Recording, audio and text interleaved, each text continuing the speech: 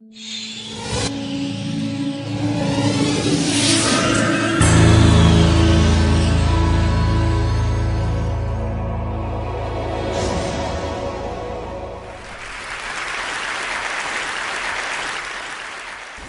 do you explain when things don't go as we assume? Or better, how do you explain when others are able to achieve things that seem to defy all of the assumptions? For example, why is Apple so innovative? Year after year after year after year, they're more innovative than all their competition. And yet, they're just a computer company. They're just like everyone else. They have the same access to the same talent, the same agencies, the same consultants, the same media.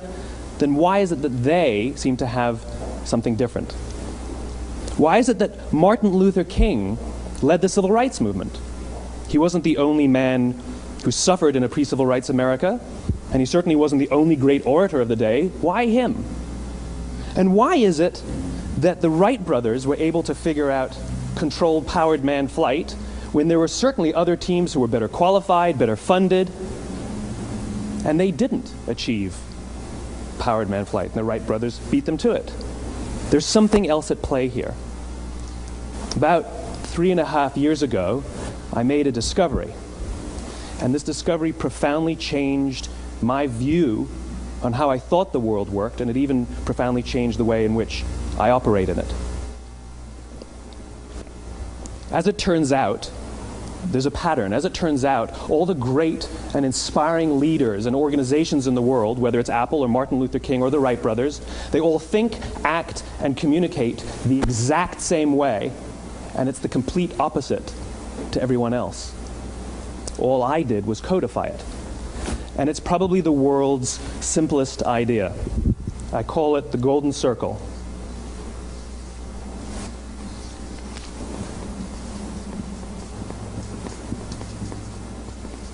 Why, how, what? This little idea explains why some organizations and some leaders are able to inspire where others aren't. Let me define the terms really quickly. Every single person, every single organization on the planet knows what they do, 100%. Some know how they do it, whether you call it your differentiating value proposition or your proprietary process or your USP. But very, very few people or organizations know why they do what they do. And by why, I don't mean to make a profit. That's a result. It's always a result. By why, I mean what's your purpose? What's your cause? What's your belief? Why does your organization exist? Why do you get out of bed in the morning? And why should anyone care? Well, as a result, the way we think, the way we act, the way we communicate is from the outside in. It's obvious. We go from the clearest thing to the fuzziest thing. But the inspired leaders and the inspired organizations, regardless of their size, regardless of their industry, all think, act, and communicate from the inside out. Let me give you an example. I use Apple because they're easy to understand and everybody gets it.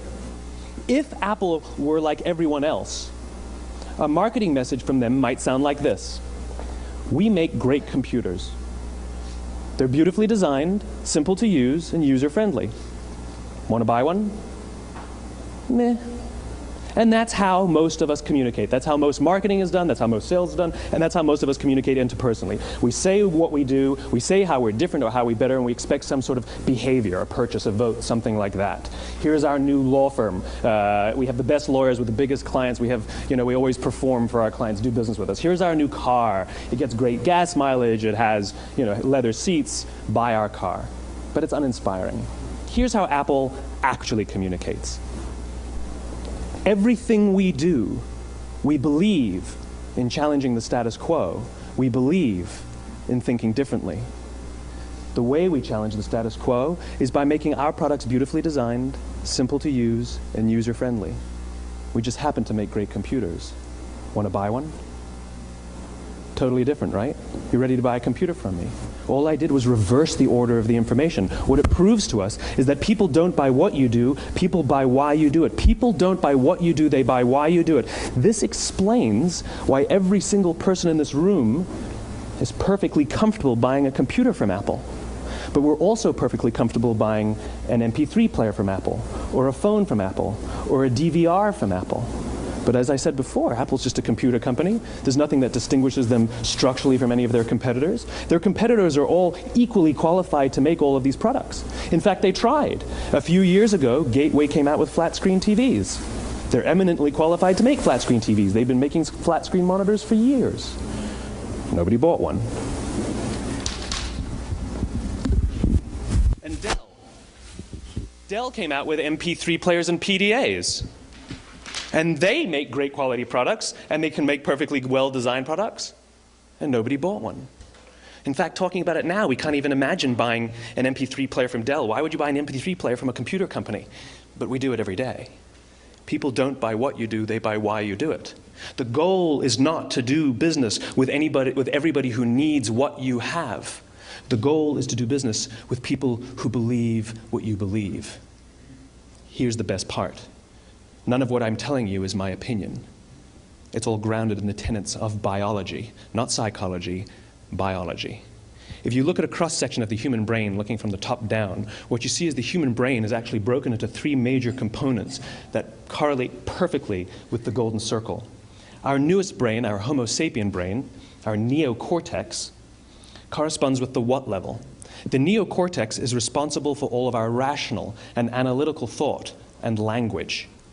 The middle 2 sections make up our limbic brains, and our limbic brains are responsible for all of our feelings, like trust and loyalty. It's also responsible for all human behavior, all decision-making, and it has no capacity for language. In other words, when we communicate from the outside in, yes, people can understand vast amounts of complicated information like features and benefits and facts and figures. It just doesn't drive behavior. When we communicate from the inside out, we're talking directly to the part of the brain that controls behavior, and then we allow people to rationalize it with the tangible things we say and do. This is where gut decisions come from. You know, sometimes you can give somebody all the facts and your figures, and they say, I know what all the facts and details say, but it just doesn't feel right.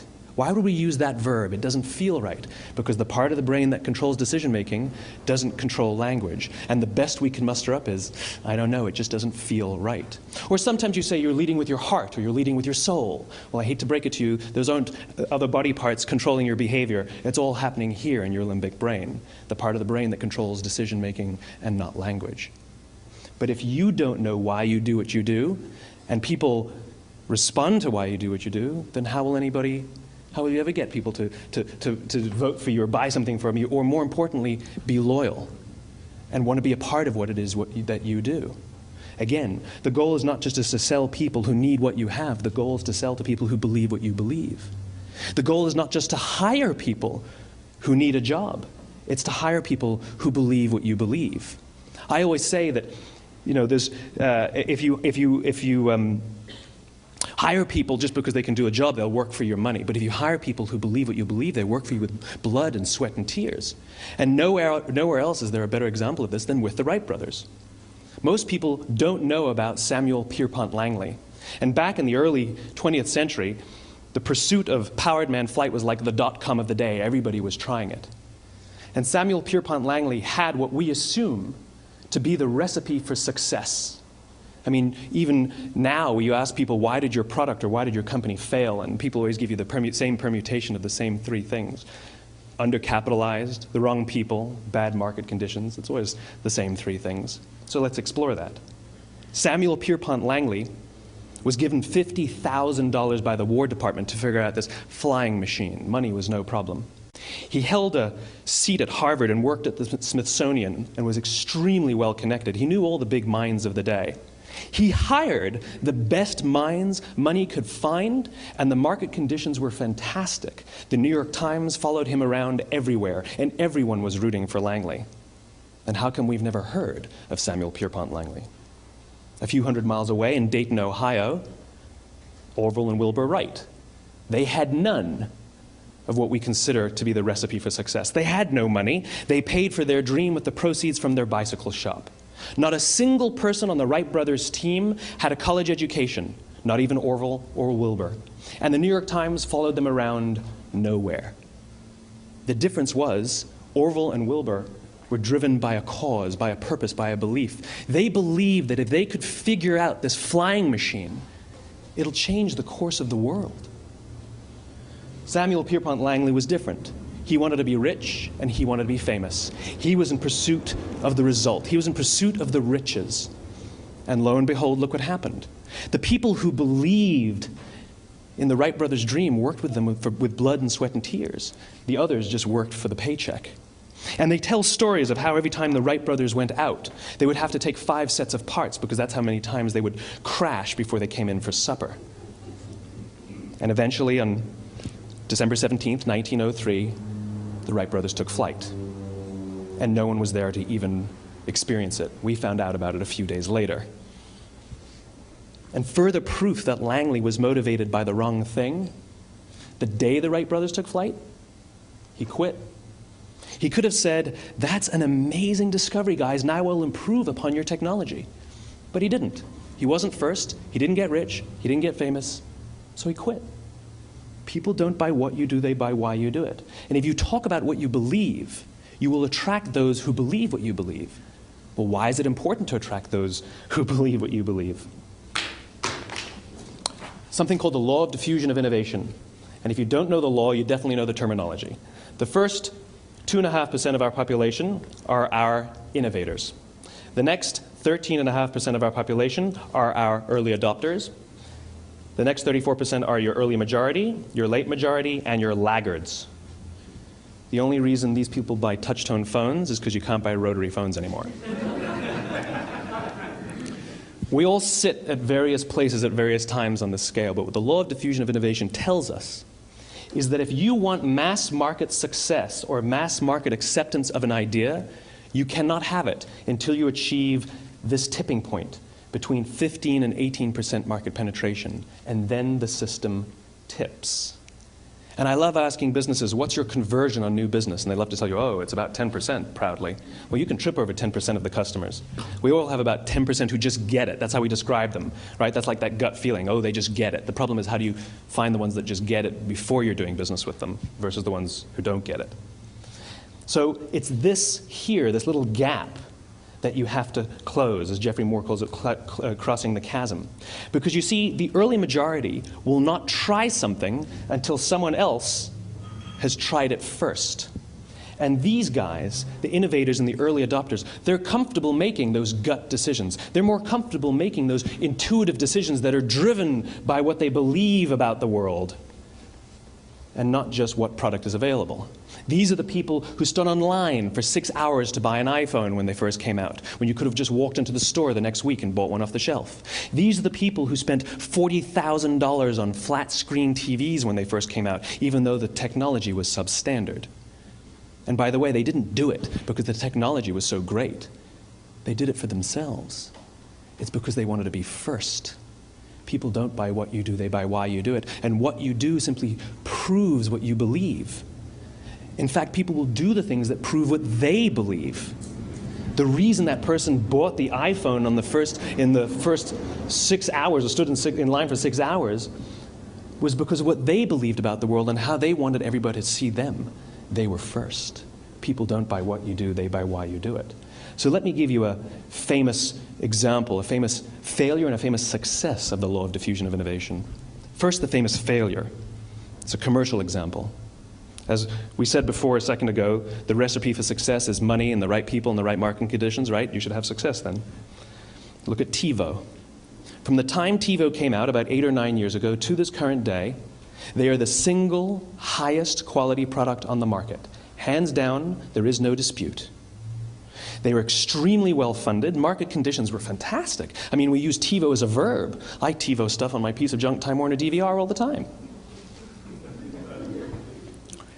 But TiVo is a commercial failure. They've never made money. And when they went IPO, their stock was at about $30 or $40 and then plummeted, and it's never traded above 10. In fact, I don't think it's even traded above 6, except for a couple of little spikes.